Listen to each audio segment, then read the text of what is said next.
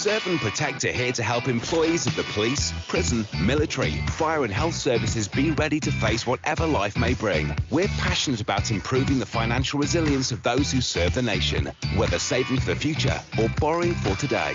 We're here to make life easier with repayments taken straight from your pay. Find out if we can help you during your service career and beyond at serveandprotectcu.co.uk. Serve and Protect Credit Union, here to help you save, there if you need to borrow.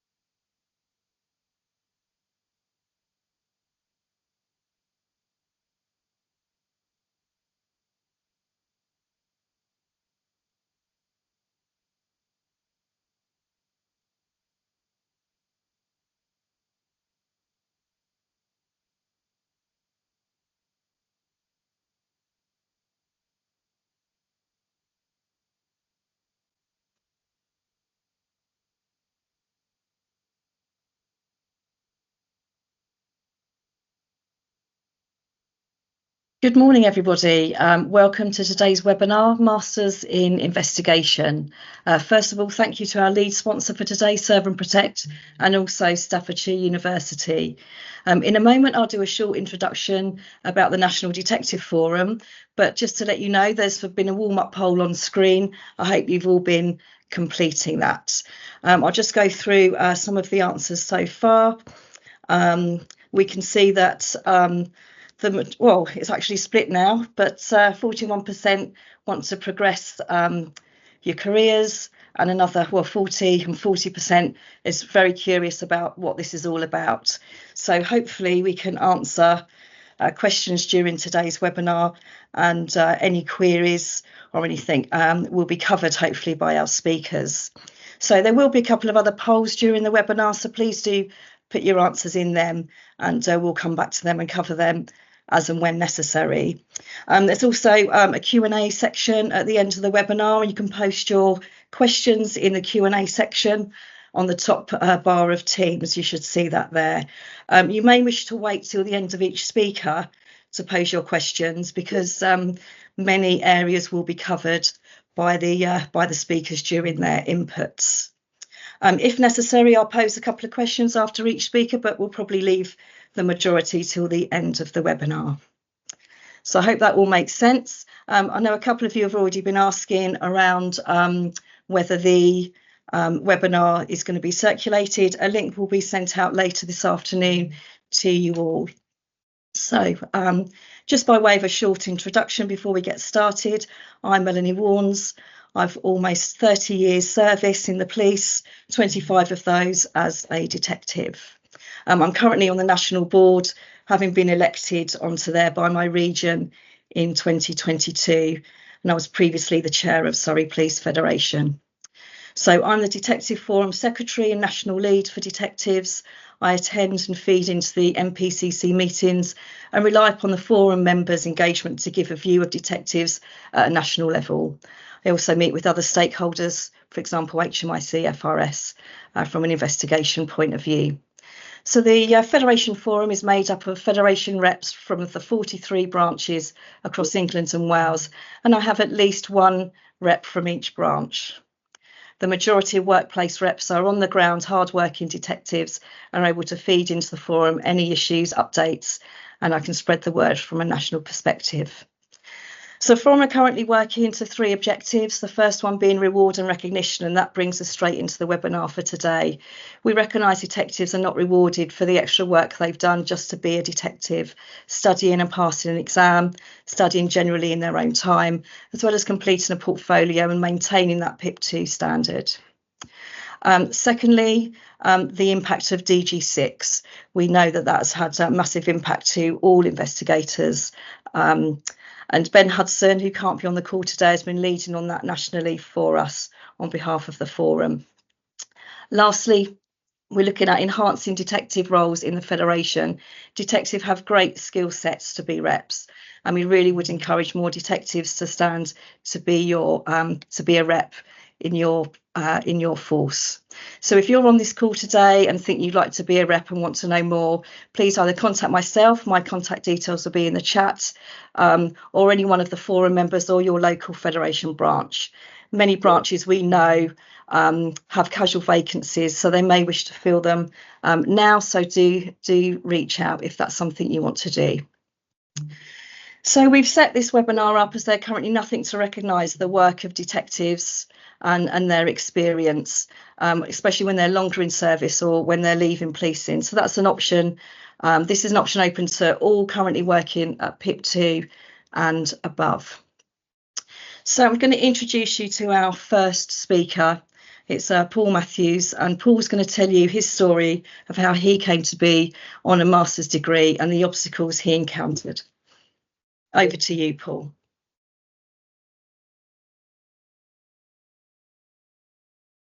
Thank you. Can someone just give me a thumbs up so you can hear me? Yeah. Thank you. That's brilliant. Oh, blimey, wasn't expecting that. Well, first of all, thank you very much for dialing in today. I must admit, we were quite overwhelmed at the response. We ordinarily expect around 30, 40, even sometimes 50 people to one of our seminars. And so to get over 1,000 people sign up as delegates is quite astounding. And I've noticed we've got over 350 people already watching this. So that's fantastic, but it's done nothing for my nerves, I can tell you that. So apologies if I look a bit nervous, but I'm not used to speaking to so many people. The purpose really today is, in a minute, I'm going to talk a little bit about myself, how I came to be doing a master's degree. And I've pretty much come from nowhere to get on that. I've got no real formal academic background, and so I've surprised myself, if I'm honest. And I want to really emphasise to people the importance, I think, of getting yourself some sort of an accreditation for doing the job that you do now. And it enhances the role, it makes you better at what you're doing, and it gives you something to leave the organisation with, as opposed to 30 years worth of stress and upset. But at least you'll have a degree or something to go into another job. So by way of introduction, my name's Paul Matthews. I'm a detective sergeant from the Met Police. I always feel I need to caveat that with an apology these days, but I am from the Met. I'm currently seconded to the National Board of the Police Federation, and I lead on professional development. I also take the lead on disability in policing, missing people, and I am Deputy Secretary of the National Detective Forum. Another one of my hats is that I'm a non-executive director at the College of Policing, and I am also a practitioner fellow at the Police Foundation, which is an independent think tank. And having said all of that, if you'd have told me 2 years ago I would be doing any of those things, I would have laughed at your face, because 2 years ago I was a stressed out, cynical, worn out, had enough detective sergeant working at Charing Cross, leading a team of equally worn out detectives. And but you know, it is what it is. And but 2013 I became a Fed rep, and I've worked my way through all the various councils in order to get onto the national board. And my motivation back in 2013 was that I didn't think the Fed were doing a particularly good job of defending my pay and my pension, and rather than sit on the sidelines and moan on Twitter like some people do, I thought I'd do something about it and get involved, and that's what I've done, and I've changed my opinion. But this isn't about blowing the trumpet of the Federation. This is about the degree, so I'll come back to that later. But what I want to give you an overview really is how I've come from nowhere. So just going very briefly about my history. I left school in 1992 with very average GCSEs. I got 9 altogether, all B to D. I got a D in home economics cooking, which I'm not going to lose much sleep over, but you probably wouldn't want to come around my house for a meal. But all the rest of my qualifications very average. Back then, I think GCSEs were marked a little bit differently, and you know, even the cleverest kid in our school, he got 4 A's, and he's now a professor of mathematics at Imperial College. But I didn't get any A's, all mine were mainly C's. But that was enough to get me into college, and I went to college in Swindon, and I did A levels in maths, biology and English.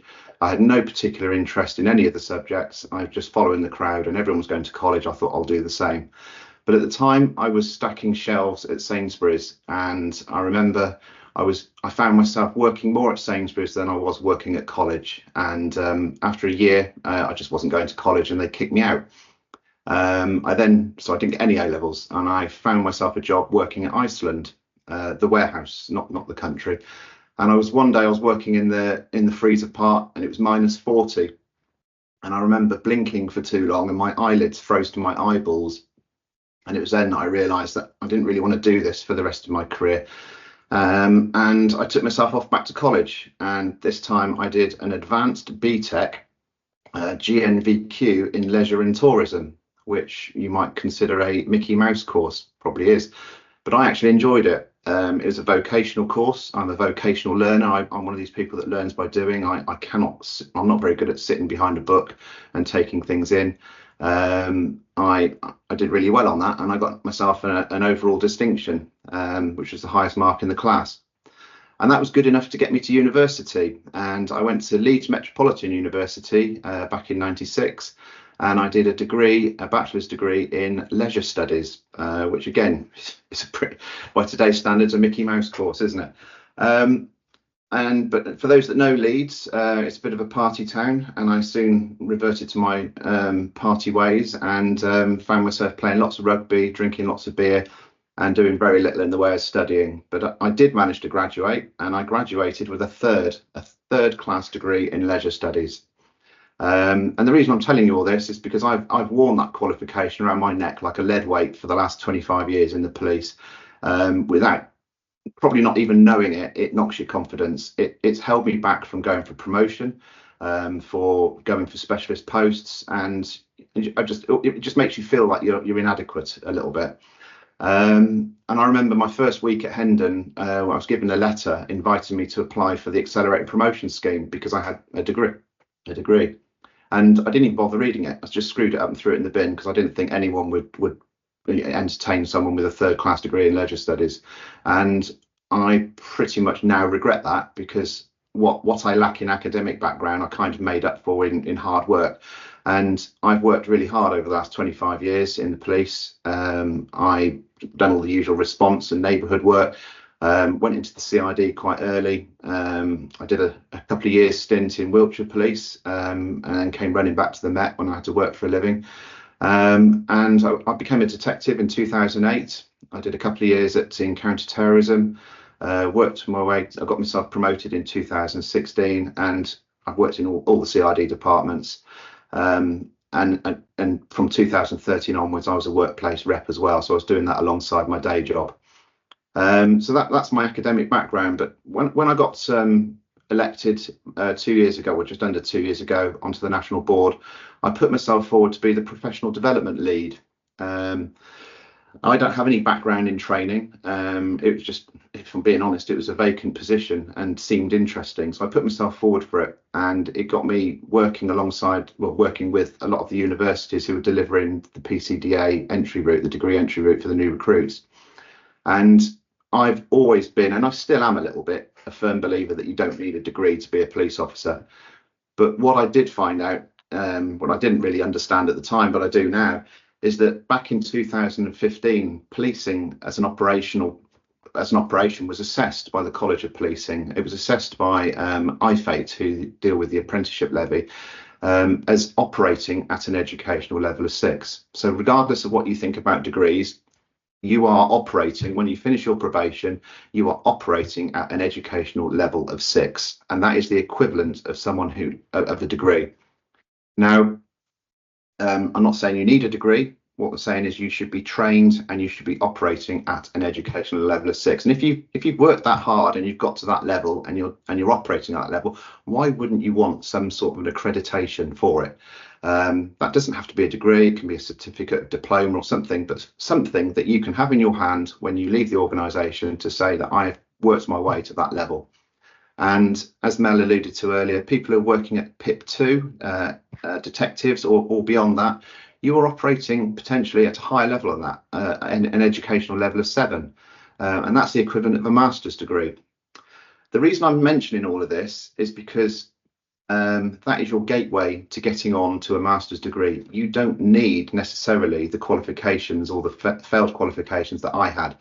Just by being able to demonstrate that you are operating at that level, it should be enough to get you onto a degree course. Now, it was about a year ago, I went up to Staffordshire University in Stoke, and I met with Jim Hollyoake, who's going to talk to you after me, and Dr. Nick Howe, his boss. And I can't remember what the conversation was about, but it involved them buying me dinner, which was nice. But we were talking about PCDA and general things around policing, and somewhere along the conversation it came up that I was embarrassed by my qualifications and I wanted to do something about it, but I didn't think I would ever get onto the degree course because of my background. And it was explained to me, just because I'm operating at the level I was, that was the gateway onto the master's degree that they were offering at the time, which was in police leadership. I haven't got any ambitions to be a police leader, but I've only got 5 years left to go. But most of my work nowadays is centered around criticizing leaders, so I might as well be qualified to do it in some way. So my ears pricked up thinking, wow, I've got the opportunity now to potentially do a degree. But what held me back further was the cost. And I'll be honest with you, as you read in the papers, people leaving university nowadays are saddled with 50, 60,000 pounds worth of debts, having to pay tuition fees and everything else. And I thought, there's no way I'm going to be able to afford to do a degree.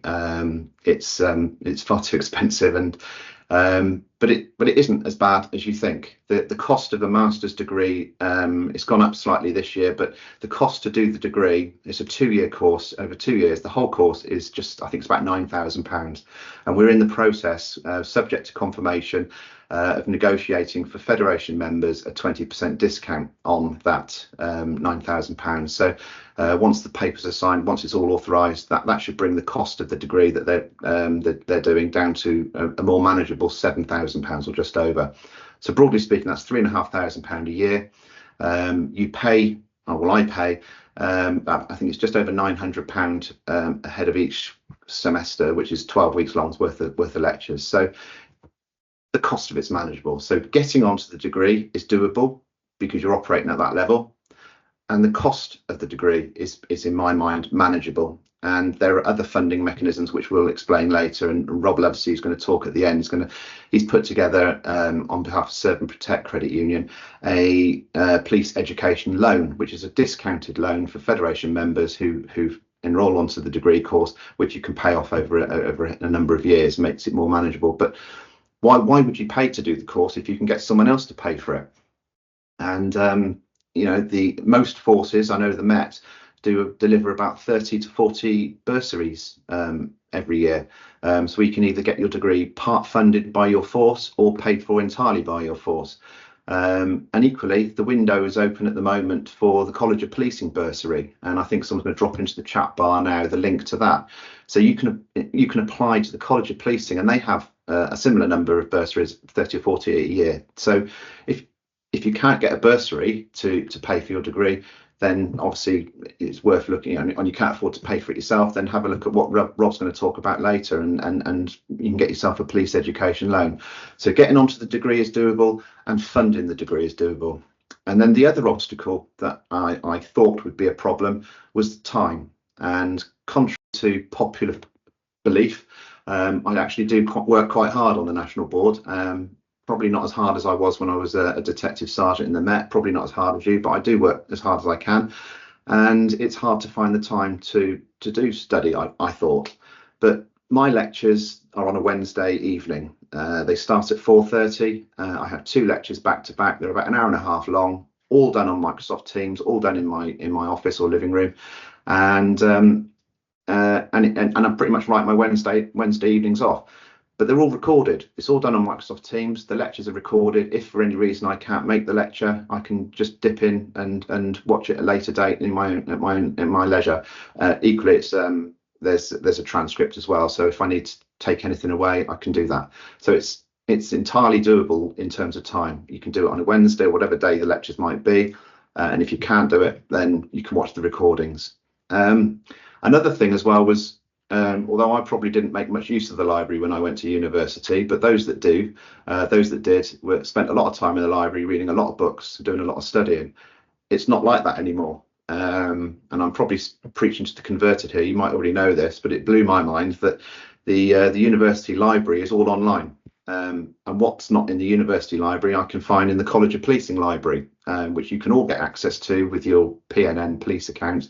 I highly recommend you do, because the content is outstanding. Just to give you an example, the other week I needed the copy of the 2010 Officer Safety Manual, and I wouldn't ordinarily have a clue where to look for that, but found it on the College of Policing library within a matter of seconds. So all the books, all the research stuff that you need, it's all online.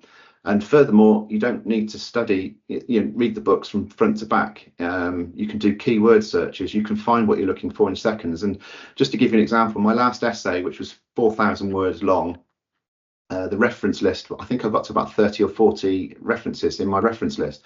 And that's more than I read, or more than I did in the entire 3 years I was at university in one essay. And it was all done on the university and college library, so it's all there.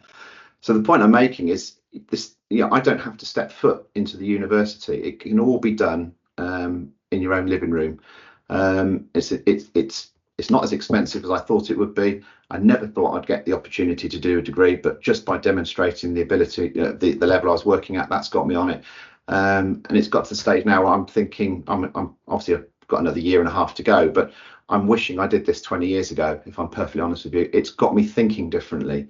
To give you an example, I'd heard of things like the Pelian principles and the police of the public and the public of the police and things like that, but I never really thought about how it would apply to my day job. Never really gave it much thought. Police legitimacy, all that sort of stuff. Heard about it, never really knew about it. I've always been one of those officers that was trying to arrest as many people as I could, or get as many detections as I could, in order to keep my bosses happy, chasing the figures, etc., etc. I never gave a second thought to the impact or the negative impact that sort of behaviour might be having on the public. Not saying I was necessarily wrong in what I was doing, but it gets you thinking about the way you behave, the way you operate as a police officer. It's opened my mind a little bit more. But more importantly for me, it's a case of, why wouldn't you do this degree? You've got the recruits are joining nowadays. They've either got degrees or they're doing degrees. They're coming out to forces and they're being taught how to do the job by people like me, by people like you, who don't have the qualifications, who don't have the academic prowess, if you like, to be teaching them. They're getting all this knowledge and value from your experience, and you've got nothing to show for it yourself. And I'm coming up, I'm counting down the days to retire, and I'm thinking about what I want to do when I leave. And aside from a plethora of NCALT courses and various training packages that I've had, I'm struggling to think how that would transfer into the private sector. But having this master's degree, providing I get it, that is, having a master's degree is what's transferable. You can leave the organisation, you can talk about your war stories and everything that you've been through for 30 years, but you can have a bit of paper in your hand to say you're qualified as well. So it's a win-win for me. I think that's everything I wanted to talk about. So I believe there's an option to put questions in, and I think Mel's going to either cover up anything I've missed now or leave it to the end. So that's it from me. But please, I would encourage you to give it some serious consideration to doing a degree. Thank you for listening.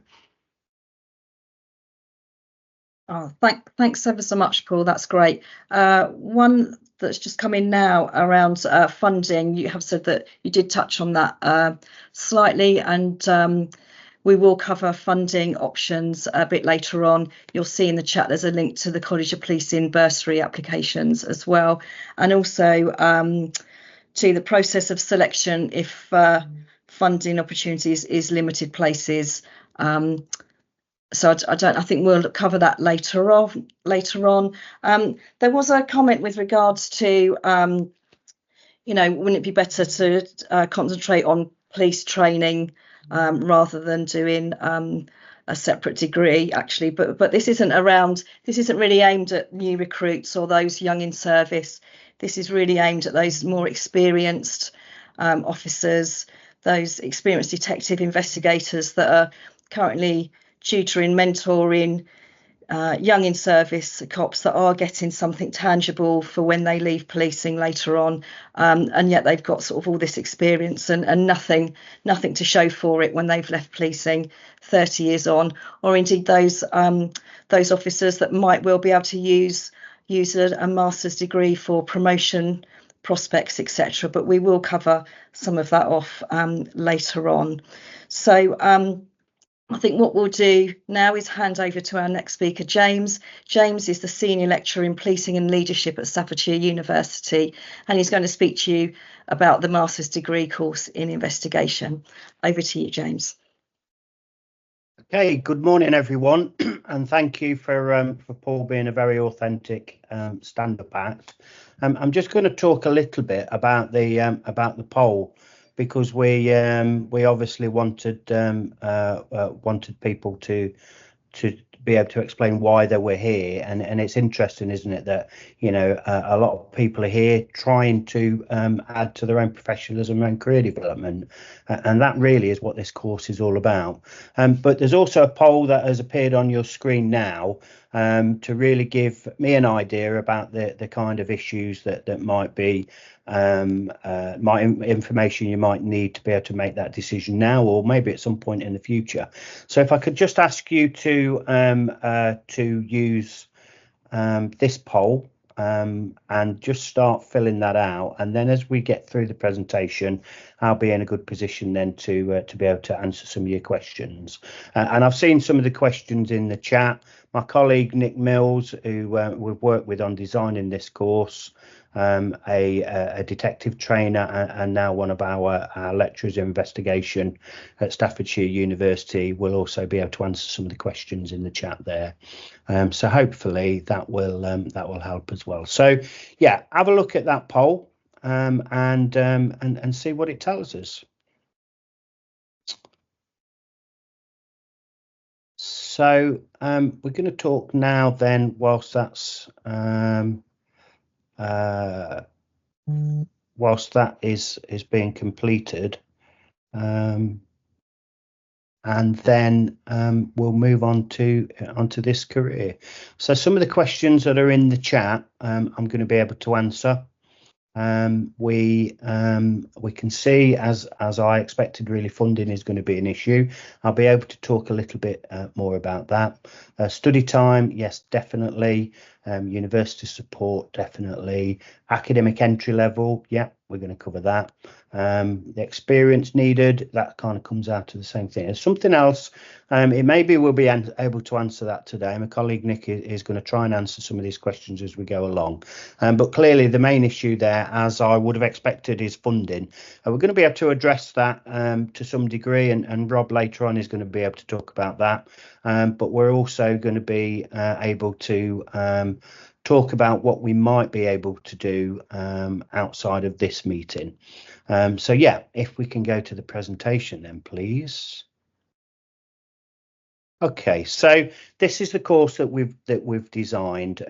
This is a master's degree in investigation practice, and you'll notice that I'm specifically talking there about investigation and practice. A couple of comments that have already come forward from people is about your level of experience. I'm going to cover that in a bit, but all of the degrees that we design are about practice. So another degree that I lead on is the leadership degree that Paul and some other colleagues are on. That is about your leadership practice, and what we're looking at here is both the issues that you need to know to be able to get external accreditation for the work that you're already doing. So let's move on then to the next slide, please. So just an overview about where we are at the Institute of Policing. We've actually been delivering the undergraduate degrees, which some of you are commenting on in the chat, and that is one of the reasons why we've started to develop these programs for people who are already doing the job and probably have been for some time. But we currently work with 4 forces in the West Midlands. We've delivered or delivering to several thousand students, and notably that includes the first detective degree holder entry program. So they were first to go live with that in the country. We've developed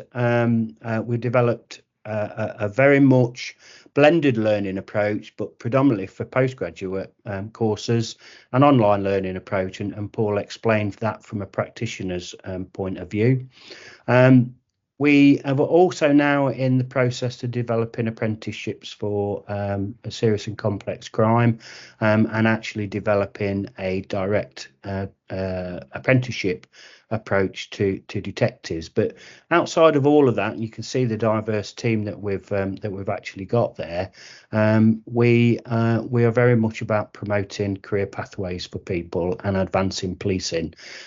So the programs that we're designing are to really support people from entry into the police all of the way through their careers. And within that team, especially for investigations, we have people with, including myself and Nick, detective experience, including SIOs, but also some very good academic colleagues who offer a different slant on some of the learning, and that's critical really, because we're not here to tell you what to do, we're here to help you learn about what your practice is and maybe what it can be. So next slide please.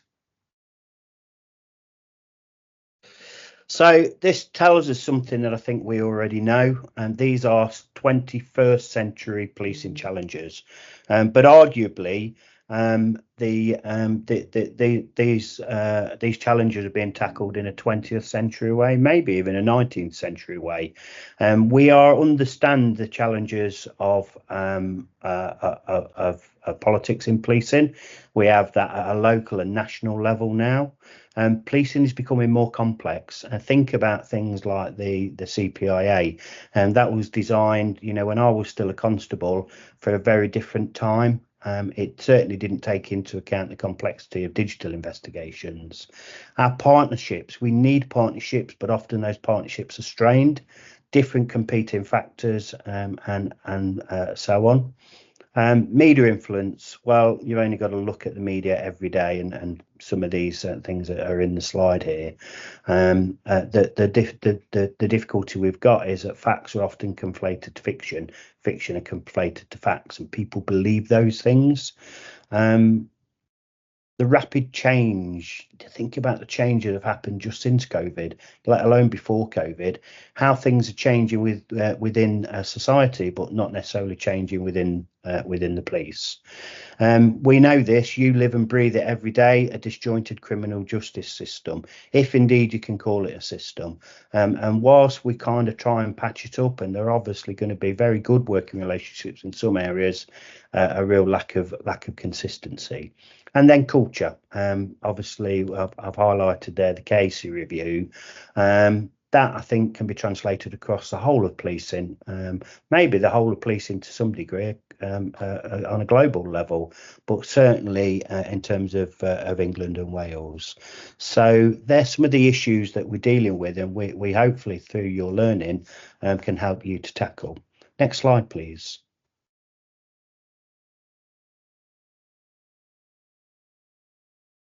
So here then are some of the specific investigation challenges, and again these should be things that you know already.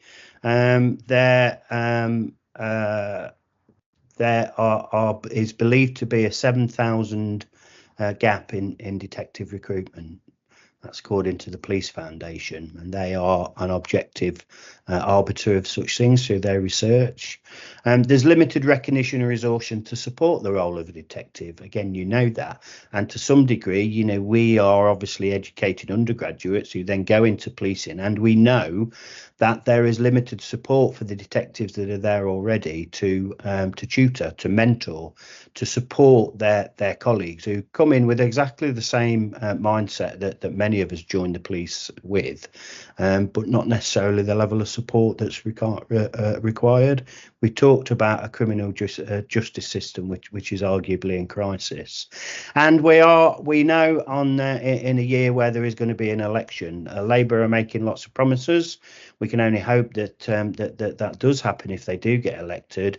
But where are we now? And actually, is the requirement to kind of follow the numbers rather than arguably concentrating on the profession and supporting people in the job, is that going to make any difference? You know, I lived through in my service both Conservative and Labour governments, and you know, the transition between Conservative to Labour until neighbourhood policing arguably came in didn't seem a lot different. So we don't know. It just adds more uncertainty. So we're trying to give you some ownership of your own career development within this course. So next slide, please.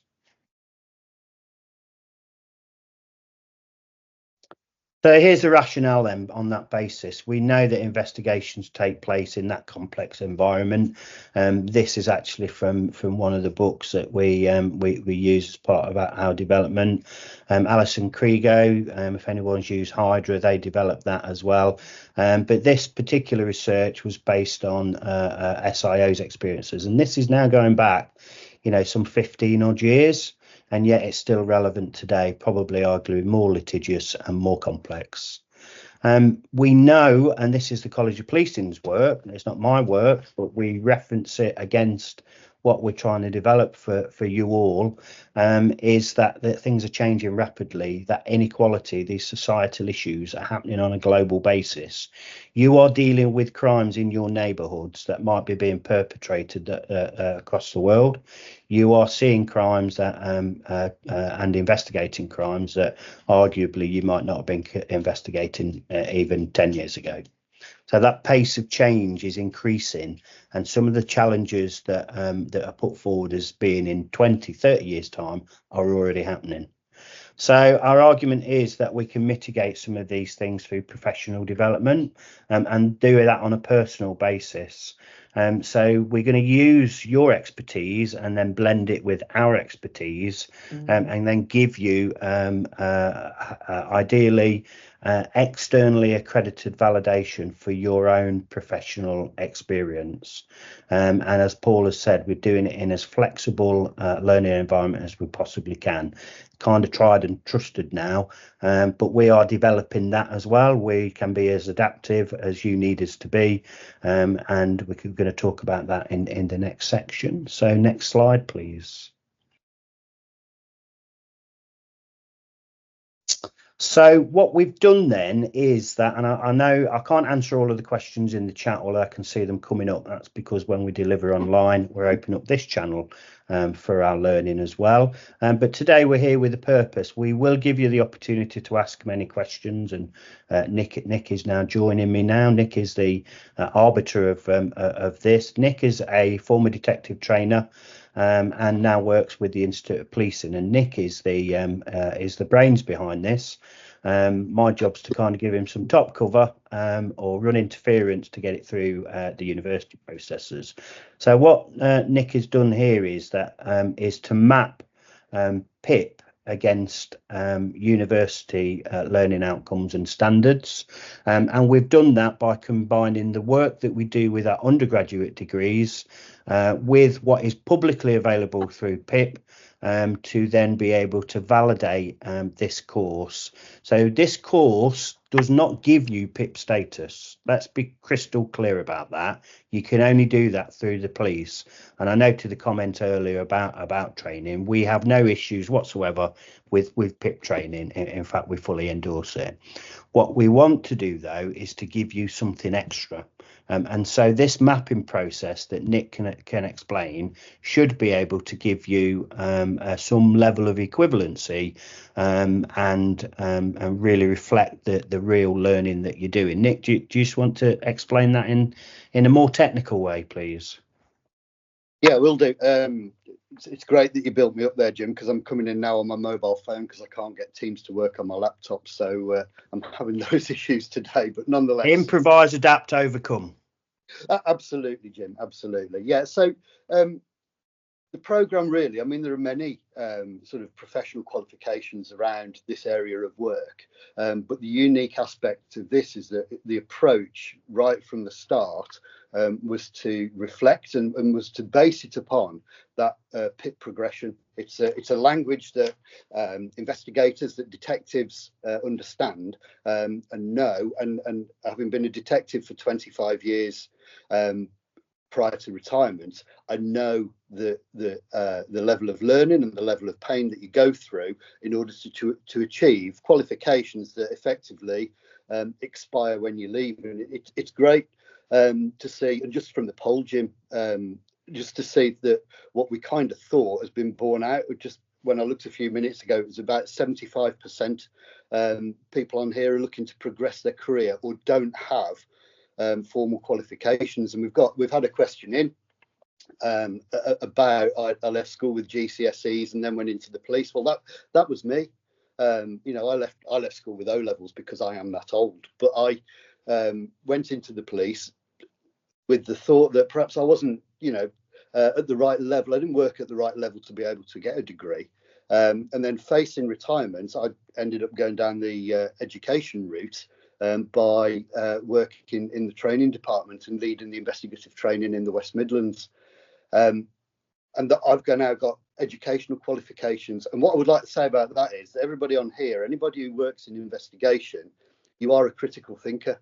You may not realise that you're labelled as such, but you are critical thinkers because of that PIP level and those PIP levels that you go through, because that's what you have to do in terms of conducting your inquiries, in applying, you know, very complex legislation such as the disclosure rules or whatever else it is you're dealing with.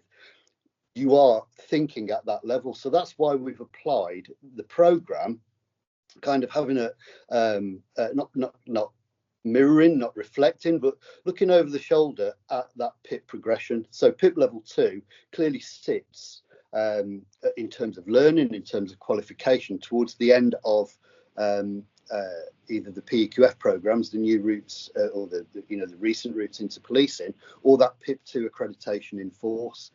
And we all know that PIP 2 brings with it a whole load more qualifications. There's a whole load of portfolios that you guys are having to do to demonstrate your competency at whatever field you're working in. So if you're in child abuse, you will have a SCADIP qualification. If you're a sergeant or an inspector, you will have the additional supervisory and management qualifications that come into your program. And then for the SIOs, you know, I was lucky enough to do the lead the SIO training for the West Midlands for a number of years, and really looking at that and that level of work, there is some recognition. There is, you know, something should be tangible to be able to take away. So that's where the MSc criminal investigation really sits. It's at that PIP level 3, and it's looking at it from that point of view. But the benefit here, of course, is that, and as you can see from the graphic on the screen, you're in a position,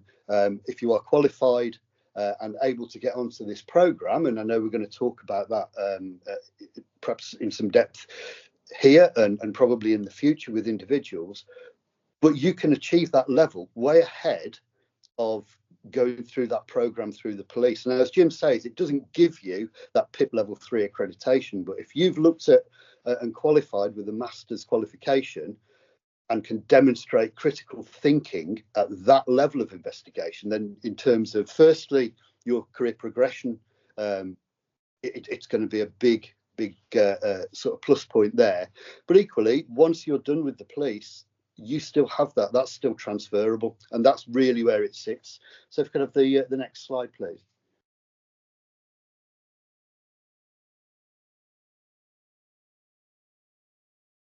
Excellent. Right. Okay. So this is just a bit of a flavour, really, but showing you the modules that we're looking at. And just bear in mind that all of this, we talk about it as it's a contemporary view, or it looks at contemporary investigation. But how we've constructed this is that so that we are always sort of with the curve, not necessarily always ahead of the curve, but we're always with the curve. So we're looking at keeping up to speed and up to date, and making sure that everything that we put in is relevant and current. You know, and you can see there's the applied research, there's a research project and dissertation. That's where the academic side of myself and Jim and some of our very specialist academics come into the programme to help and to make sure that everyone's up to speed with that. But then you can see the others. There are the new modules that we've put in there, but you've got management of serious and complex investigations, strategic leadership of investigation, and then within one of the optional modules you've got management of homicide and major crime, and then public protection and SOC, serious and organised crime. So you can see where that again mirrors across and looks at that PIP programme. Exciting too there are the final two optional modules. The artificial intelligence, we do believe we are pretty much ahead of the curve there in terms of the expertise we have at the university, and then the organisational inclusivity, very much talked about and very much mentioned throughout my career as a police officer. But I can promise you on that particular one, we are pushing the boundaries, and we really are delivering something that meets those contemporary needs of that particular subject. I think we're going to do questions after, are we, Jim? Is that the plan? Yes, Nick. So we don't want to steal anybody else's thunder, but we're going to answer the questions that are in the chat already. We're going to give people opportunity to get in touch with us outside of this or through the Federation. Brill. I'll hand it back over to you. Thank you. If we can go to the next slide, please. Okay, I'm not going to dwell too much on this, save to say that the andragogy is basically about adult learning, and that's how we teach you, really. You learn as much from speaking to each other as about us. It's great from a lecturer's perspective because we just start the conversation, and we change that. If something happens today, we can talk about it in the session later that day. We're not strictly tied to a curriculum like we are for our undergraduates. So everything is available 24/7. And here are some of the personal professional benefits that will address some of the questions there, really. And we're going to go through the questions during the rest of the morning, but it gives you that kind of additional external accreditation. It really kind of challenges the assumption that about policing and the professionalisation of policing. It can improve your communication skills. It certainly did me when I did my masters, and you're working hard already. This is some extra accreditation to that that is transferable into other forces, other jobs, or indeed to kind of give you some status and recognition within your own force. So we can move on to the next slide, please.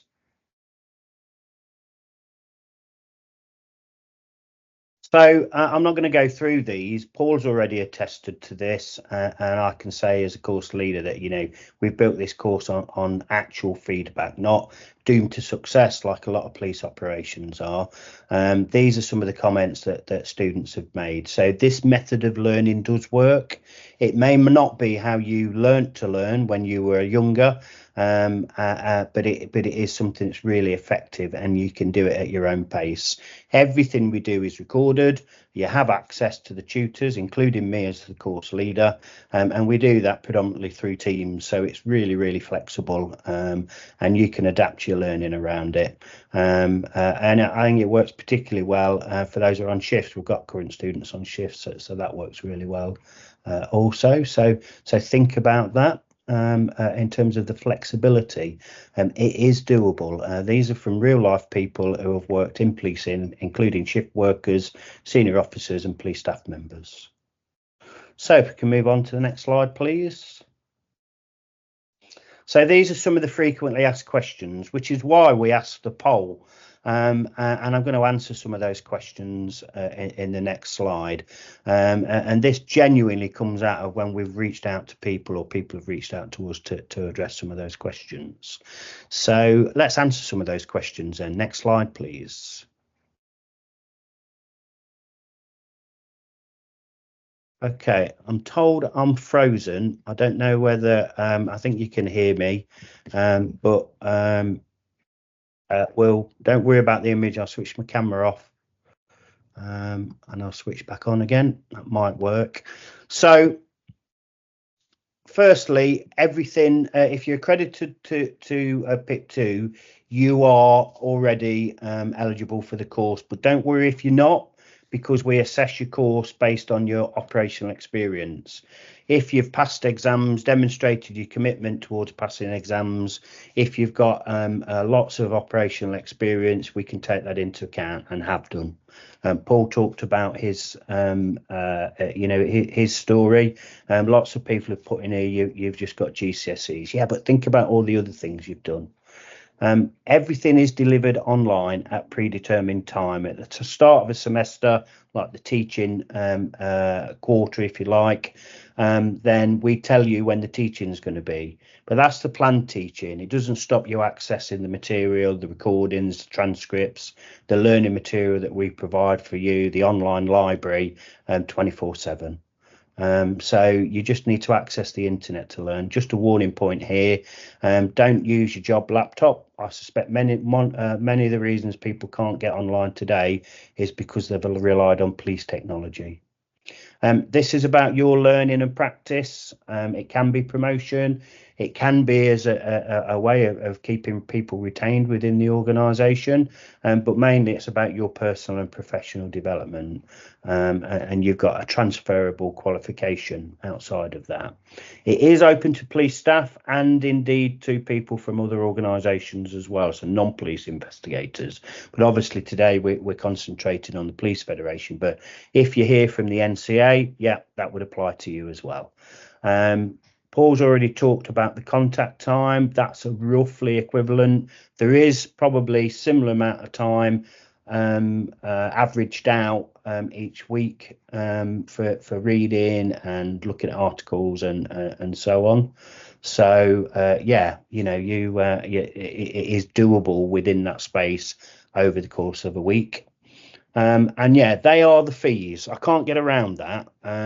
But as we've alluded to, because of the legal requirements to complete an MOU, it's with our lawyers and decision makers. We had hoped that we'd be able to give you some news today. We can't as of today, but we are looking at significant benefits if the MOU is approved by both parties. So we will get back to you on that, obviously through the Federation, and if you contact us in the means that we're going to look at in the next part, we'll be able to tell you exactly what those benefits are moving forward. But get in touch anyway if there's anything we can ask for, because if nothing else, we can mail you out when there are different developments. And we are offering recognition of prior experiential learning for those that are accredited to PIP level 3 already.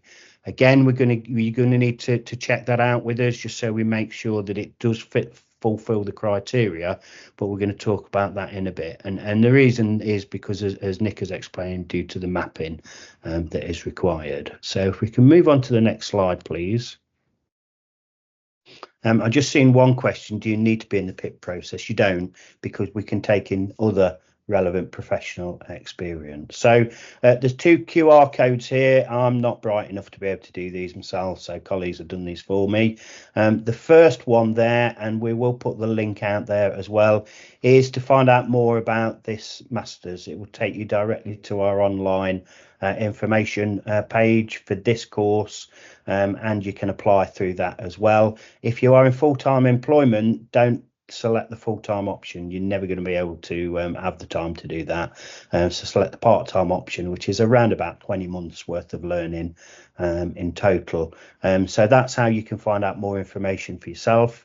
But if you want to discuss the course, and some people in the chat, I think we need to have a personal discussion before we advise you how to apply or not.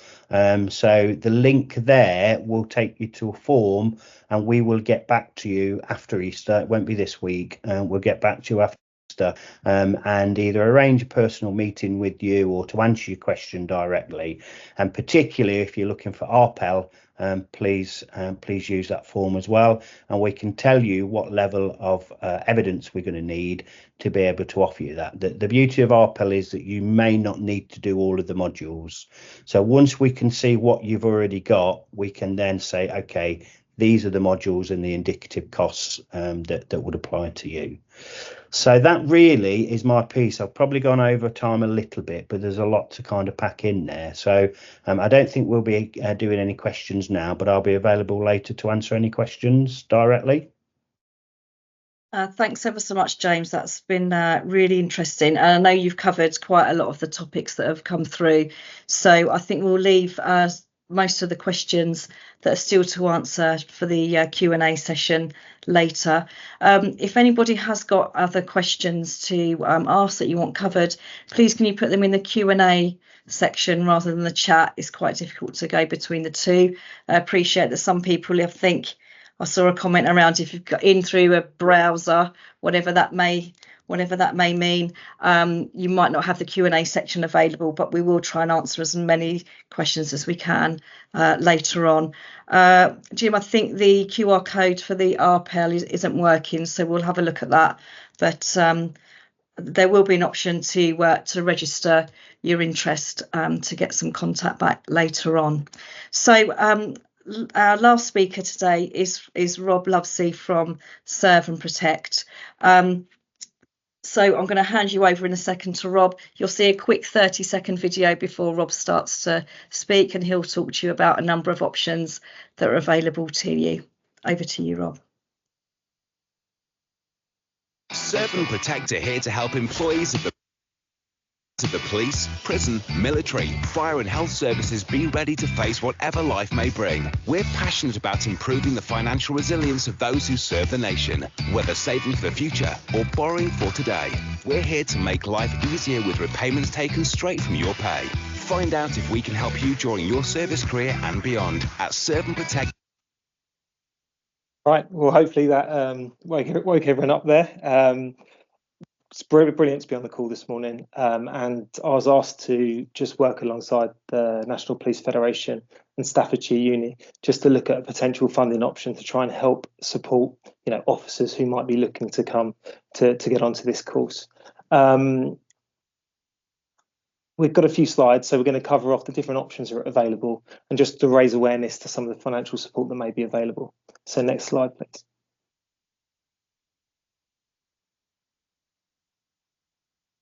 So I work for Serve and Protect Credit Union, and some of you may be aware of the credit union, but it's a free employee benefit, and we currently serve 36 out of the 43 police forces in the UK.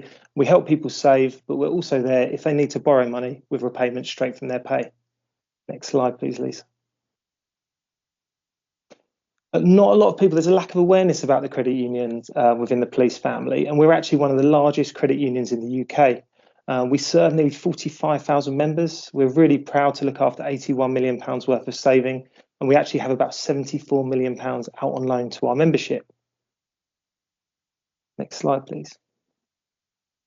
But what makes us different is you have to be a police officer to be able to use the service. And again, if you're an employer, if your force supports it, you can save but also borrow and make the repayment straight from your salary. But a key difference between us and a bank and building society is that we are for people, we are not for profit. So we do make a profit. We have to make a profit to be sustainable. But the money we do make, we give back to the members in the form of a return on their savings, but also reinvest it to good causes. And it was an absolute pleasure when Paul reached out to us to look at options for funding for this degree in question. Next slide, please, Lisa. So as the poll suggested at the start of the call, I think 40% of people responded saying funding was something they were attending to learn more about.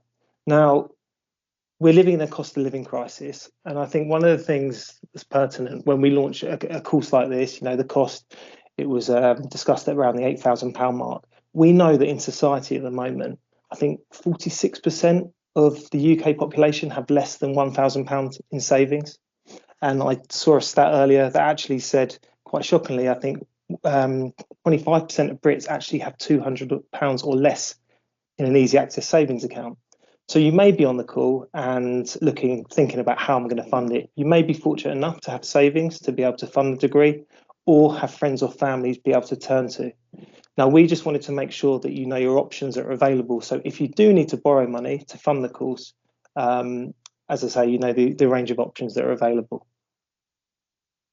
Next slide, please.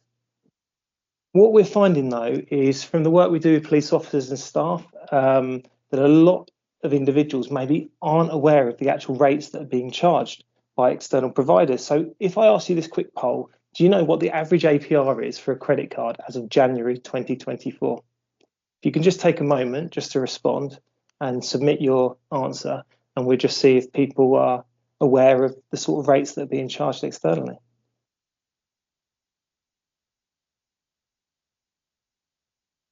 So we can see this poll coming back. You should see the list of, should see it in the chat. Let's just have a look. Yeah, so you can see, let's have a look. The answers is coming, it's changing every moment. But the majority go for 19.7. Very few have gone for 6.9. But actually, so a few more respondents, but it's coming to close shortly. So we'll leave it there. But as you can see, so the majority of people went for 19.7. But I can actually tell you that the average APR for credit cards as of January 2024 was 34.8%. So you can see here, just from this slide, the fact how these interest rates have been going up. You can see there since August 2022. So this session is just about raising awareness. So if you do need to borrow money, you know what options are available and what the costs are. Paul alluded to the fact there are bursaries available. You may have savings, but if you do need to borrow, you need to be aware of those rates. I looked very briefly online this morning, and to borrow an amount where you're looking at, I think it was nationwide I looked at, for 7,500 was about 7.9% APR. HSBC was about 9.9%. So you can get a feel for the sort of rates that are out there. If you go on to the next slide, please, Lisa. You can see here, so we're approached obviously by the National Police Federation and Staffordshire Uni to say, can we come up with an option where people have the choice?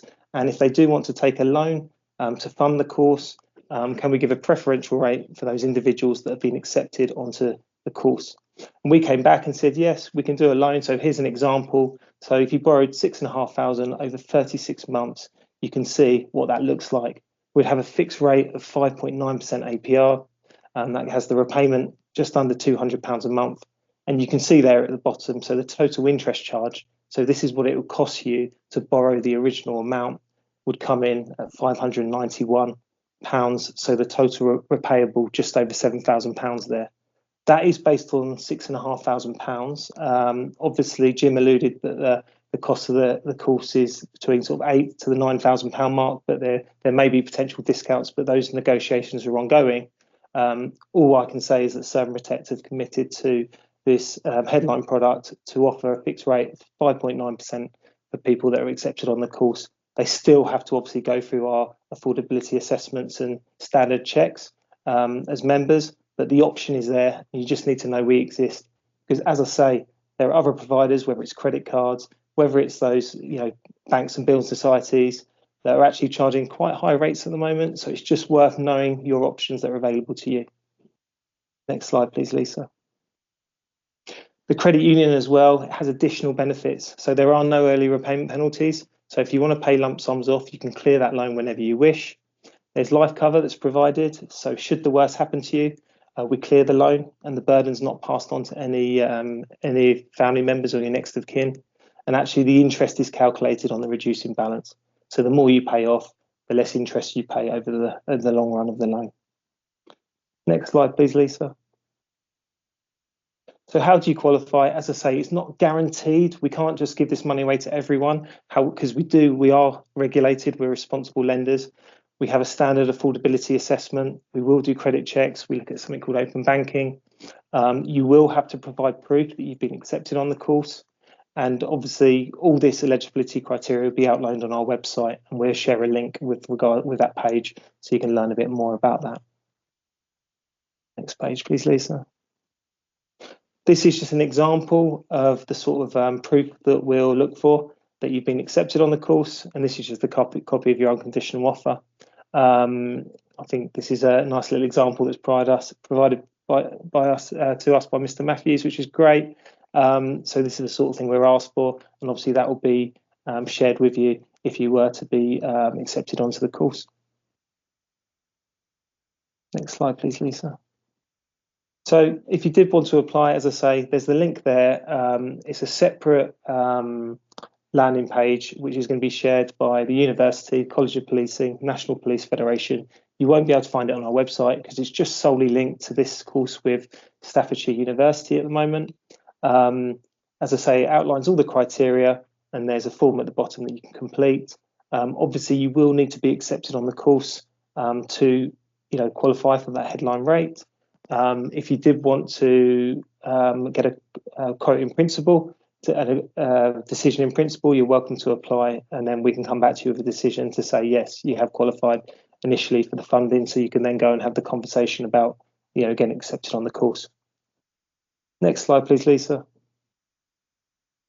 You can see it's accessible by your mobile, and that's what it looks like on the desktop. And then final slide, please, Lisa.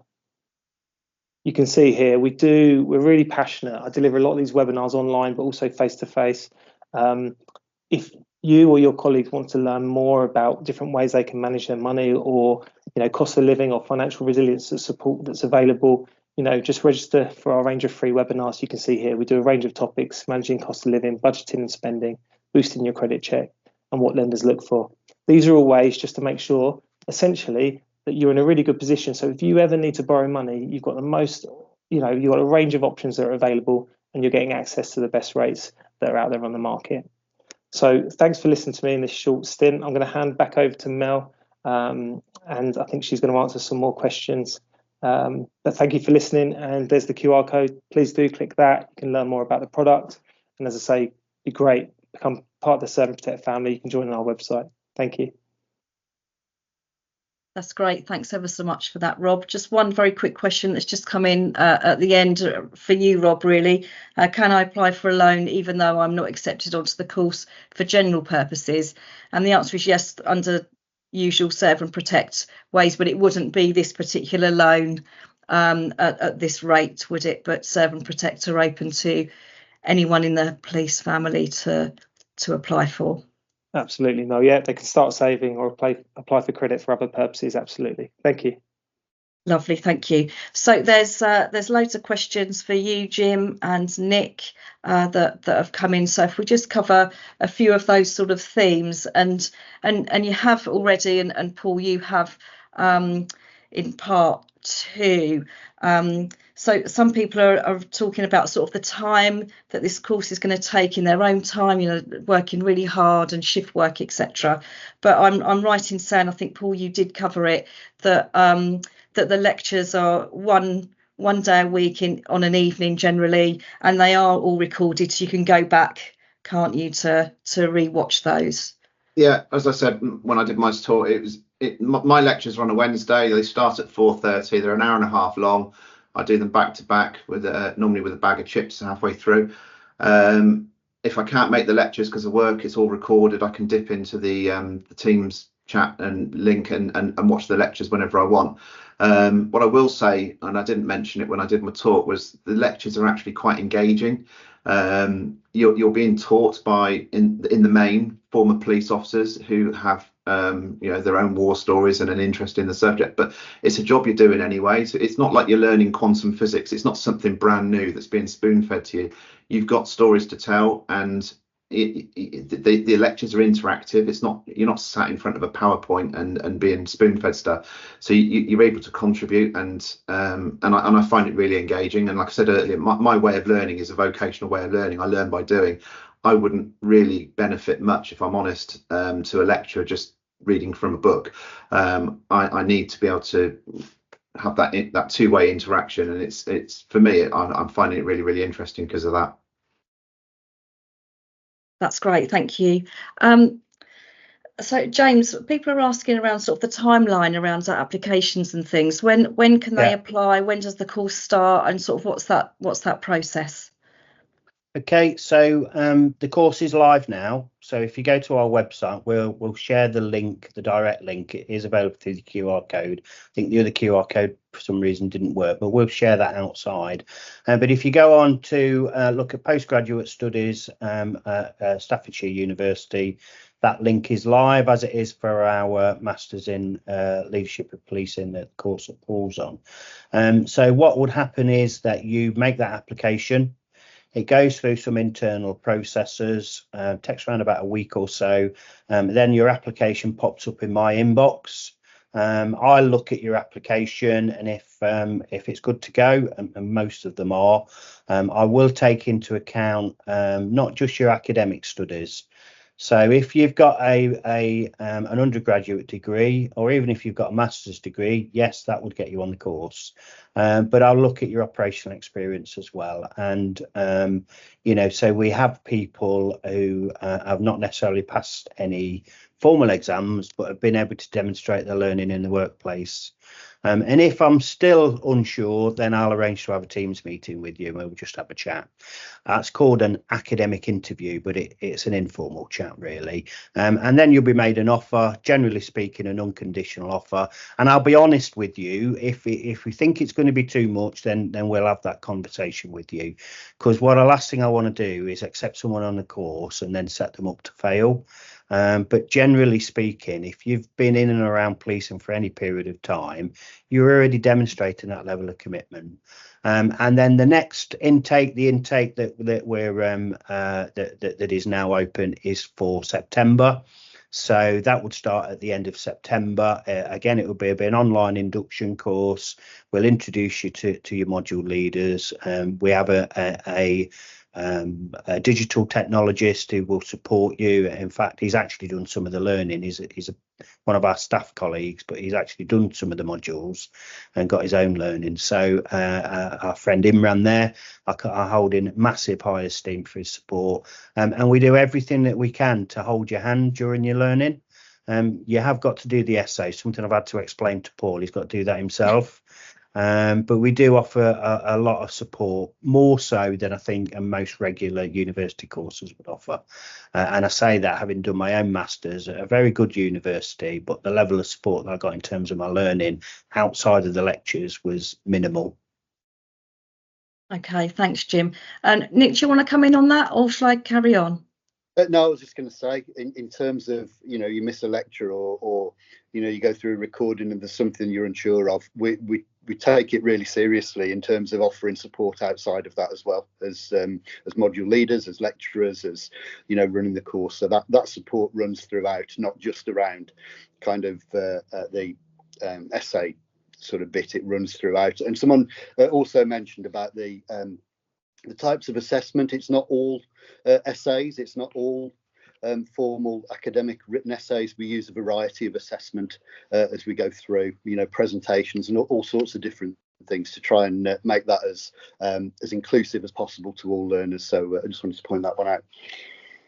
That's great, thank you. There's some questions around sort of how the modules are assessed and the sort of rough length of time for assignments, etc. Can that be covered? Well, I'll give you my example, the one I just did over Christmas. I had the question for the assignments, the essays, is pretty much posted at the start of the set of lectures, so you know what it's going to be from the outset, and you can start it whenever you want. And it's about how you manage your time. And with the best will in the world, I like to do it in bite-sized chunks. So I will go to one of the lectures, I'll probably write a paragraph for my essay after the lecture, and then so on and so forth. But other people like to leave it till the end. They like to dose up on Red Bull and crash through the night and write their essays. It's different ways of working, I guess. But I find if you're busy at work, you're better off doing it in bite-sized chunks through the course. And you have, it must be about 12 weeks notice of what your essay is to when it has to be delivered. And I did mine over Christmas. It is doable. I'm not going to lie to you. It's probably the hardest part of the course. It's Of course, it's easy to sit there and get involved in lectures, but having to go away and do some studying is the hardest bit. But that's what the degree is all about. And it has taken me a little bit of time to get my head around referencing and doing things the way the university want. But you can book time with people from the library. They'll talk to you about Harvard referencing and how to do things. Other people on the call might have already done all of this, and it's water off a duck's back. But for me, it has been a bit of a bind. But like I said, if ever I get confused, I just schedule a meeting with Jim or one of the other lecturers, and they talk you through it. So it's not as bad as what you might think. And like I said earlier, everything is online. Everything's on Google or college library or university library. Everything you need is on your computer. You don't need to step foot into the university building, which is a huge difference to what it was like when I went to uni the first time. Yeah, I mean, just adding to what Paul said, I mean, it's better really hearing from a student, isn't it? But that's the level of flexibility that we've built into the course. We have learned to give people plenty of notice, because obviously in policing you don't know what you're going to be doing in the next couple of hours, let alone what you're going to be doing in 2 months' time. But again, if people are struggling with time, for example, we can offer extensions, and we can also suggest a break in studies and then rejoin the course at a later date. We have to be mindful of the real world challenges that are out there. Otherwise, there's no point doing it. We just wouldn't be helping people. And we are here to support policing. That is our primary function, as we see it. So yeah, thanks, Paul. That's good answer. Yeah, thanks We'll very get much. any points for that? No. Nice try, No. Paul. So people are asking around how many places are available, James, and also if they don't look at it this year, maybe apply next year, that sort of thing. Absolutely. And so really there is no there's no maximum number of places. If we get, and we like to teach in smaller groups, so if for example we got 30 people applying, we'd probably split that up into 2 groups, so we'd have 2 cadres. If we got 100 people applying, guess what, we'd split it up into different cadres. The learning would be the same. Clearly Nick and I would be made professors just for that very reason. They don't really care about that. But if we get people in, we will deliver a learning experience that is conducive to this kind of learning, and that's better if it's in reasonably sized groups. And our undergraduate courses, we do deliver up to 50 people, but that wouldn't work with this with this setup. So that's really how we'd look to deliver the learning. Yes, September is open for applications now. We have 2 entry points to this particular course as it stands at the minute, which is January 2025.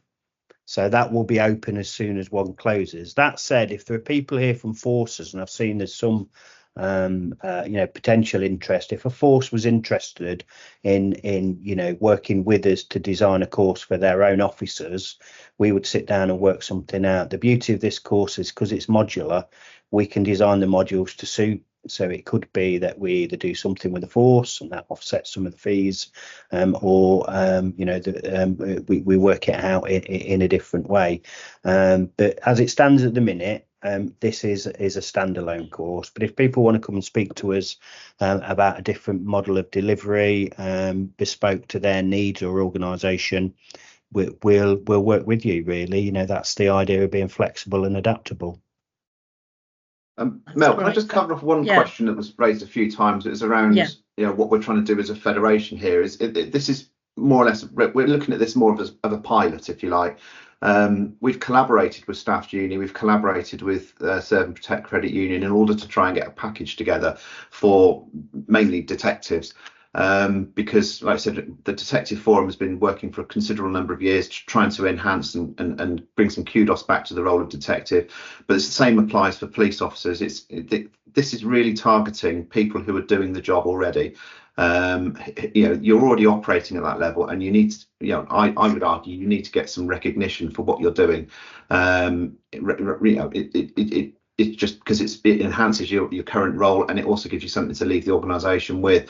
So if this works, like I said, it is a pilot, if you like, but if this works, there's nothing to stop us from either looking at other universities or looking at other courses within Staffordshire University and trying to build bespoke packages, more for police officers in different areas of business. And I joke about it, but roads policing or neighbourhood policing, there's whole, policing has become really, really complicated over the years, and I do think that we're all operating at a significantly higher level than what we thought we were, and I just think it's important for the Federation to be trying to push for chiefs and for the college and people like that to professionalise policing a little bit more and get them to invest. And they already invest with the apprenticeship levy, and they pay, you can do the PCDA route, but what are they doing for existing officers? And at the moment it's very little. They're just badgering you about doing an NCAL course, and as long as your name's not on a list, they're happy with that. That's not good. That's not a good way of doing training. I think we see all this stuff in KC and all the other reports about standards of training and things like that. We need to up our game, and I see the Federation's role as trying to put pressure on the chiefs to try and put their hands in their pockets and pay for these things. But at the moment, unfortunately, you've got to pay for it yourself or get a bursary, or get the loan. But if we can show, and having 1,000 people sign up today is a good evidence that there's an appetite for this, so we can push back. Sorry, that's my cat. I'll go on silent. Thanks, Paula. Yeah, good points there. Good points. Just a question around sort of what support's offered with regards to officers, student officers who have special educational needs such as ADHD, dyslexia, etc. Yeah. So when you apply, you're also asked questions about whether there are any particular learning needs. As I said in the early part of the presentation, we are now several thousand students already through their learning process, all police officers, serving police officers, and we've got around about 3,000 students. All of them have access to learning support assessments. All of them have access then to learning needs statements, and those learning needs statements are taken into account as part of this process. We have current students, obviously I can't go into details, current students with such learning needs, and then we take them into account in terms of their assessments. Especially what you find really, because of the flexibility of how we teach and the availability of material 24/7, is that most of the learning needs are supported in the teaching aspect that way. But if, as Paul has said, as an actual student, if you need to speak to one of us, we're available on Teams. There's not this kind of got to wait till you're back at university, or send in a message through some long route. It simply send us a team message and we can probably arrange a Teams meeting sooner rather than later, sometimes instantaneously depending on how busy we are, and that's how it works really, and that's the ethos. So it doesn't matter whether we've got 10, 15, 100 students. That is the ethos of how we're setting these courses up. It's 21st century. We should be learning, teaching using 21st century methods, basically. Excellent, thank you. So I know you have covered a number of times, but I just want to sort of try and reiterate some points, because lots of people have been asking that if they're not currently working within investigations, they might have done years as PIP2, have been out of it for a couple of years, etc., or aren't able to do live investigations at the moment through illness or injury, or maybe whilst they're under gross misconduct investigation. Is that going to stop them from potentially applying? No, and Nick and I've discussed this, that it's like, for example, if you pass the sergeant's exam, short of doing something very, very bad, you're going to keep your sergeant's exam status, aren't you? And the fact that somebody is under a gross misconduct investigation means exactly that. They're under investigation. It's not an outcome. And even if they were found that it didn't go their way, then they are signed up as a student, not as a police officer. Now, there are obviously university regulations we'd need to take into account, but generally they wouldn't be precluded from learning. The fact that you've got, you had PIP 2 and maybe, I had a choice of getting promoted or going, through the CID route, and I chose to get promoted and didn't go back into investigation until a lot later in my career. Regret that sometimes now, but that's what I chose to do. But it didn't mean to say that I lost the status of being an accredited detective. So it's the same thing really. So we take that into account, and your personal circumstances, such as we need to know about them to support you as a learner, are your personal circumstances. Okay, that's really good to hear. Thank you. Some questions around sort of being a PIP 2 manager qualified. Would that count towards the RPL, or is it just sort of PIP 3? Do you want to answer that one, Nick? Yeah, I can do. This isn't a cop-out. It is really on an individual basis, and that's why we're going to look at the expressions of interest and perhaps have those pre-discussions before. PIP 2 is, as everybody knows, I'm not saying if anybody doesn't know, it's a minefield, because there are so many different qualifications and different courses and programs within PIP 2. Now, if you go back and look at that over a reasonable period of time, say 10 years or so, it increases even more.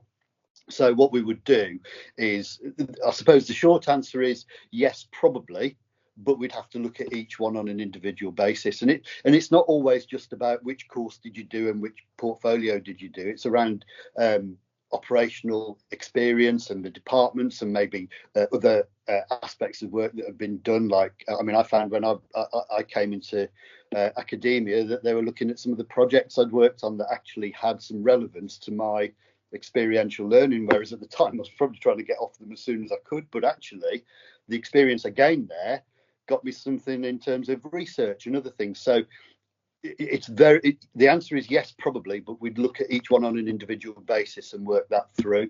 And that's why I'll put the form out again. Some people clearly can get into the form because we've had quite a few replies. I'll put it out again, and then just towards the end, I'll put my email in the chat. If someone can't get into the form, at least they can register their interest with me, and then I can get them on the list and make sure all these questions are answered. But yeah, short answer, yes, probably. But as I say, we'd have to look at that in some detail, because it's about whether that experience gets you onto the course to start with. You may not have the relevant qualifications and points to be able to get onto the course, but that's where that prior experience might get you to. And equally, then it's looking at where that then puts you within the course. Does that make sense? Yes, it does. I think what would be a good thing is if people have got previous qualifications, have completed previous courses, have got that previous experience, but aren't sure, is to reach out to you and see where they would fit in with regards to this course. Some people are asking, when should they apply for a bursary first before the course, or what way round should they be doing that? Okay, well, you if you want to go for the College of Policing bursary, act now. This course is eligible, but the window for those bursaries closes on the 4th of April, which is why this was ideally timed. So my advice is to apply for your bursary, but of course not everybody is going to get that bursary. So think about your funding options, but there are many. I mean, obviously with Rob's help there and working with the Federation, that's one option, but there are other options that are available. If you go to our website, information about some other options are available. The other thing is, and this is picking up on Paul's point, in an ideal world, continuous professional development and this kind of accreditation would be supported by the job. As it is in nursing, for example, my partner's a former senior nurse, and in her level 7 accreditation was paid for by the NHS. It isn't in policing, or certainly not in a consistent way. And as we know, protected learning time is seen as an abstraction, not as an investment in people's future.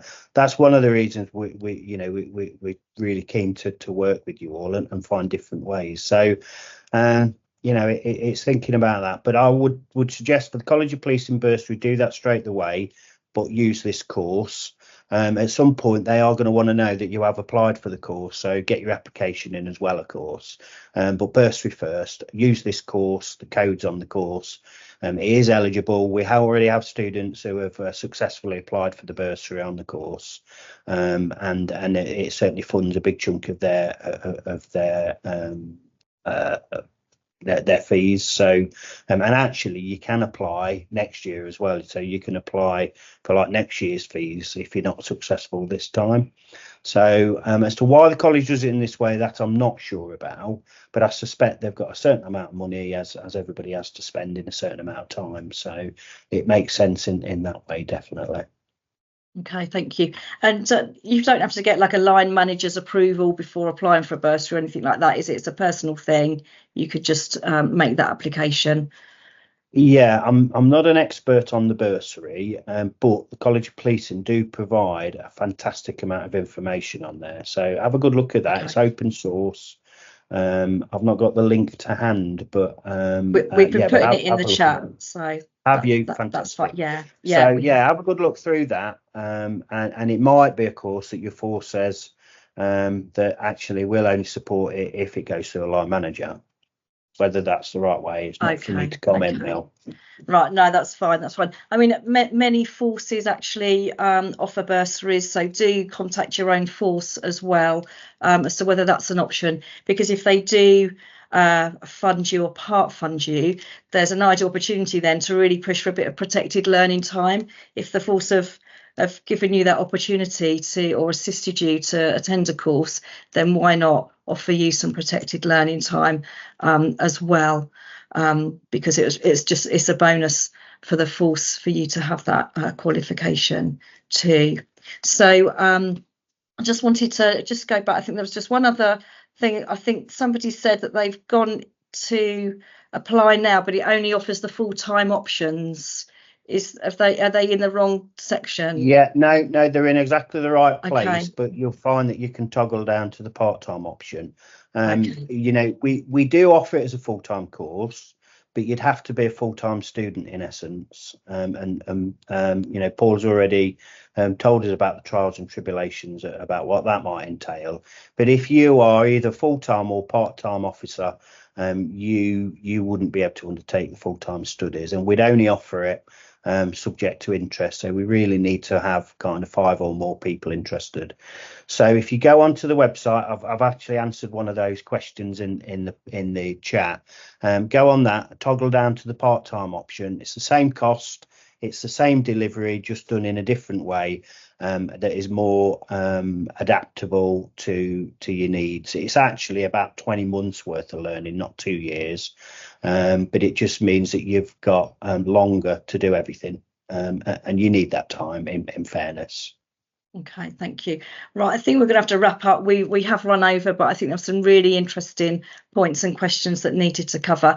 And I'm sure student finances also can be used, can't it, for the course as a question? It can. You're eligible to that, and I definitely don't want to dismiss what Rob's saying, because that sounds like a fantastic offer from my perspective as a customer, because I might kind of look at that myself.